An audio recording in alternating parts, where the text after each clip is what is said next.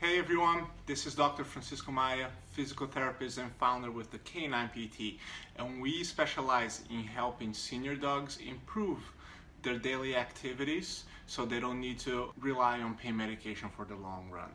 And we've talked in the recent videos from our series of senior dogs that the importance of knowing how age is just a number pretty much, and age changes like arthritis, degenerative joint disease, however you want to call it, it's a normal process, and we just need to learn how to modify things, how to adapt things, and keep our dogs stronger.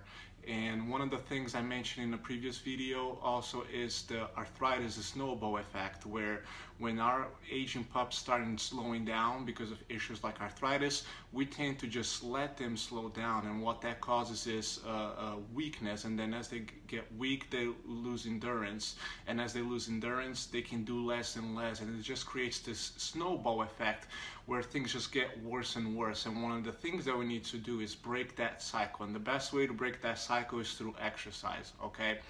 But a lot of the complaints I get from my clients that have senior dogs is, how do I maintain our daily walking routine? Because what has happened recently is that their dogs can't go as long as they can, or don't tolerate going for the walks like they used to. And it creates a series of issues, not only as far as the endurance and the strength, but also the bonds that we have with our dogs, because that daily walking routine, it's very important, as well as a bond that we can create, something that we can do with our dogs. And it has shown with research that it's beneficial for both the dogs and the humans as well to go in their daily walk with their pets. So today we're going to talk about a few different things you can do to modify your daily walk, so that way it makes it easier on you and it makes it easier on your pup, okay?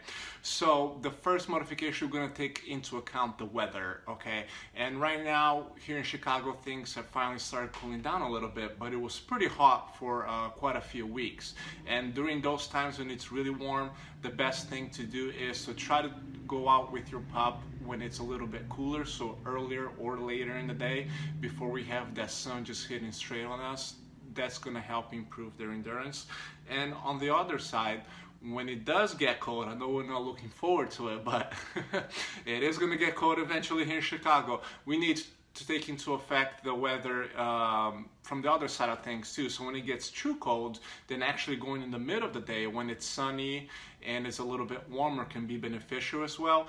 And then one of the major things too is to make sure that we're protecting not just ourselves but our pups from the cold environment. So things like jackets, dog shoes to help prevent from the salt. We don't want the salt getting stuck between their toes and on their paws. That's not comfortable with them, and it can create injury as well. So we need to take into account the weather as well. The second thing to keep in mind, in addition to the weather, is how long you're going for your walks, so the duration of your walks.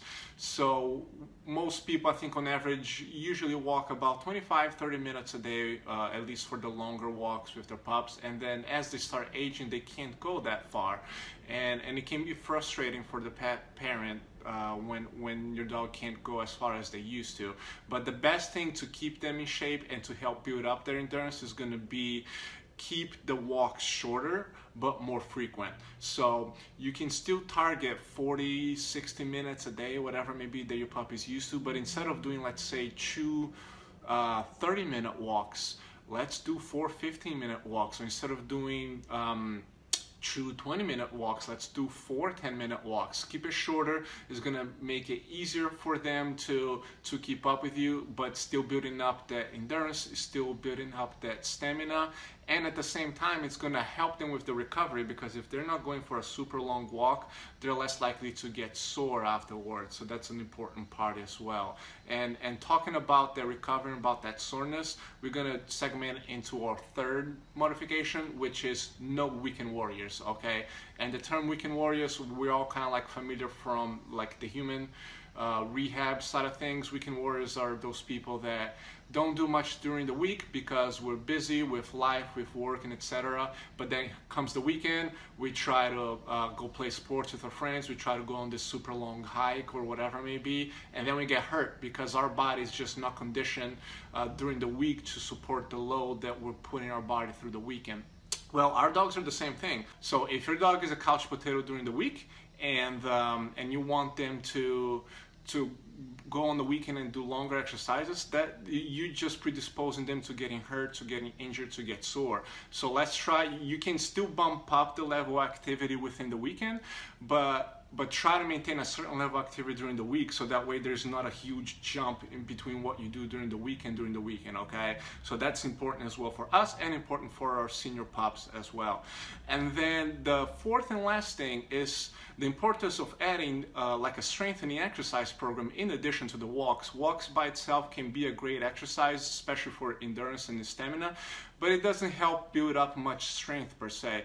So specific exercises that target strengthening, especially as our dogs age, they tend to get a little bit weaker on the hind legs. Those are going to be pretty important too.